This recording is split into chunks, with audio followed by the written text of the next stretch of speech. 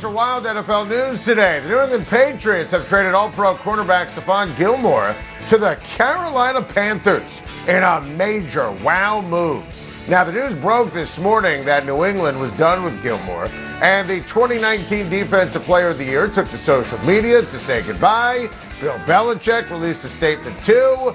It was over, but the question was whether or not they would cut Gilmore or trade him. And with reports of an imminent release and the calculated goodbye, it allowed clubs to make an offer because literally every single contender in the NFL should have been in the market for Gilmore, and the Panthers pounced. And if you're a Carolina fan, you have to absolutely love it. This team is 3-1. Started first-round corner J.C. Horn, likely done for the year, and it was a huge blow. Matt Rule, Scott Fitterer, the coach, GM, respectively, in Carolina, they don't rest. They grab the star. And eventually, assuming he's healthy, they'll pay Stephen Gilmore, who's a free agent at the end of the year and will command a monster contract. Panthers owner David Tepper will absolutely pay and will want to pay the 31-year-old top dollar. Now, Gilmore is coming off of quad surgery, and he's out and on the PUP list until week 6. And with reports that he's 100%, this is amazing.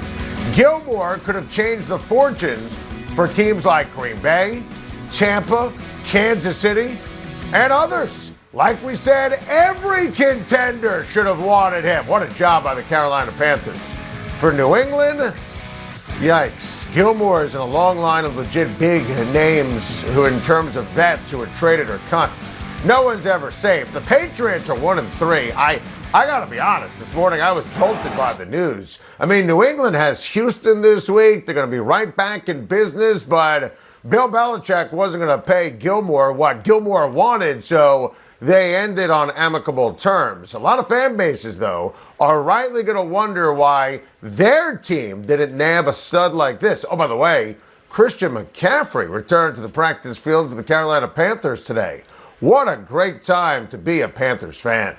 Teams closing the gap. The Yankees haven't won a title since 2009. Aaron Boone has been a playoff failure since he became the manager. What a pathetic, cringe-inducing comment after an atrocious loss. I'm sick. I'm crushed. I'm livid. I'm gutted. Bag it Yankees. Bag it Aaron Boone. Bag it Brian Cashman. Bag it Garrett Cole. Bag it Phil Nevin. Bag it New York Yankees. I'm jealous as a diehard Yankee fan of Boston. I'm jealous of Alex Cora. I'm jealous that Nate Eovaldi outpitched Garrett Cole, who was weak. What a travesty. He recorded 6 outs. 6 outs. 2 outs in the first. Walks Devers and then Bogarts. Bob. Ball game. Ball game. Look at the fun the Red Sox have. The Yankees, empty suits. Kyle Schwarber. I'm desperately on time to Schein. Begged the Yankees to sign Kyle Schwarber. A prodigious blast. I told you, Red Sox fans, after the deadline, you would love him. Fenway Park is an inexplicable house of horrors for the $340 million man. Garrett Cole failed in New England's living room once again. On the flip side, Nasty Nate was dealing. Nate Eovaldi was flat out fantastic. Look at that strikeout to walk ratio. And how about this? He gave up a homer to Rizzo. Infield signal to Judge. Inexplicably pulled by Alex Cora. As a Yankee fan, I was thrilled. Eovaldi was untouchable. He was phenomenal. Giancarlo Stanton up with Judge on second against some tomato can reliever in a winner-go-home game. Stanton murders this pitch, and the Red Sox, with a gorgeous, perfect relay to nail Aaron Judge by 10 feet at home plate.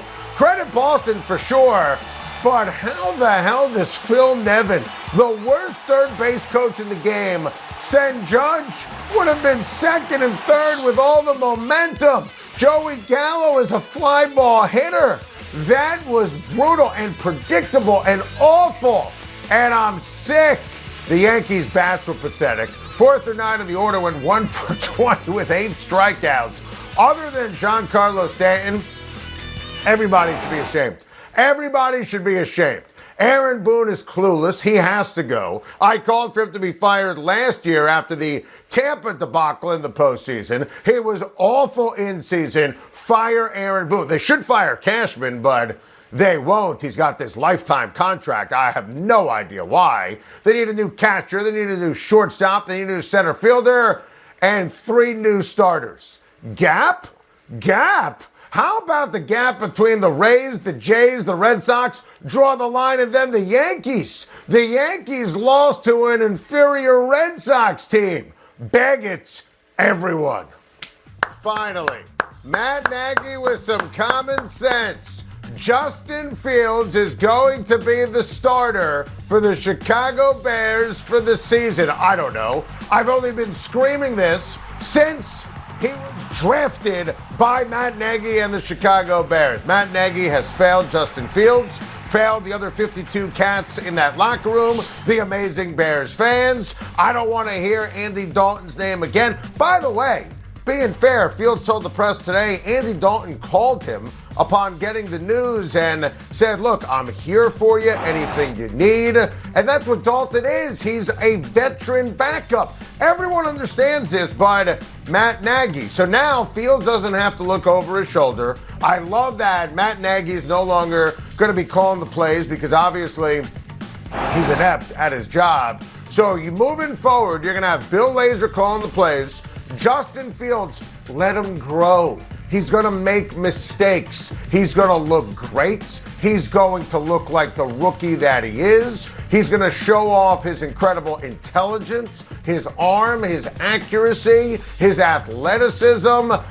This is so great for the sizzle, for the esteem, for the future of the franchise. Need it to happen for week 1. Let him grow, let him lead, let him breathe, and then fire Matt Nagy. Finally, a win for the Bears and a win for Justin Fields, a win for logic and sanity. Justin Herbert put on a show on Monday night in the win against the Raiders aim. How has Justin Herbert, a ball player that you loved, I loved, and we were in the minority before the draft, how has he established himself as one of the elite quarterbacks, I don't think that's hyperbole, in the NFL?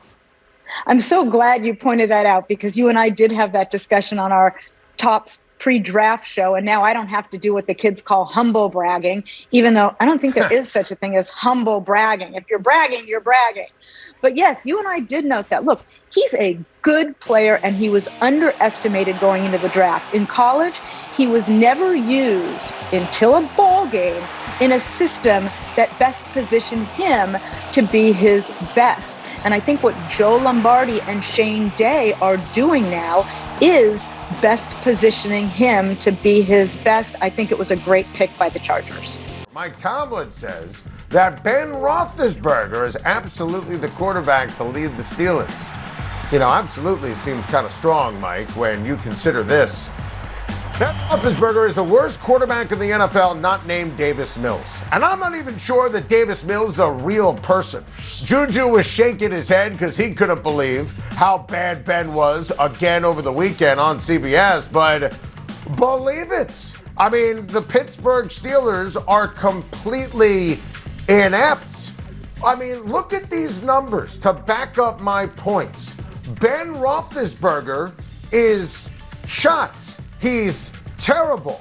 They should have planned for an aging Hall of Fame quarterback in the offseason in March of 2020. I begged them to sign Jameis Winston. You have to consider the draft. They should have cut Ben Roethlisberger after the 2020 season. Obviously, he's a legend in Pittsburgh, but it's about the future. I said they should have brought in Sam Darnold. They should have traded up for Justin Fields or Mac Jones. I mean, it was all there.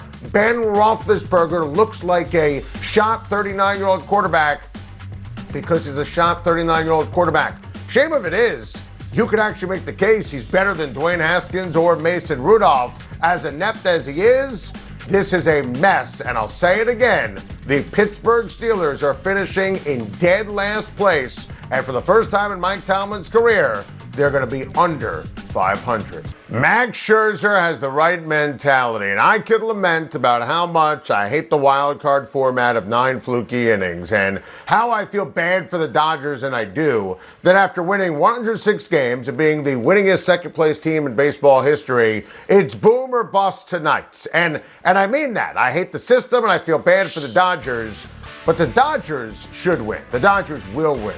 Scherzer is the guy for this. Now, it won't be easy, obviously, against a rejuvenated Adam Wainwright. What year is this? And a piping hot Cardinals team. But LA is still the most talented team in all of baseball, even with the significant news that Max Muncy is out with a UCL. That's a killer. You see the power numbers on the screen? He was arguably the Dodgers' best offensive player this year. But the galaxy of stars for the Dodgers too much. LA's better than St. Louis. The Dodgers remain my World Series pick. Just got to survive the fluky 9 and bring on the rival Giants in the divisional round. Thank you for watching. Please like and subscribe, and don't forget to hit the bell for more videos.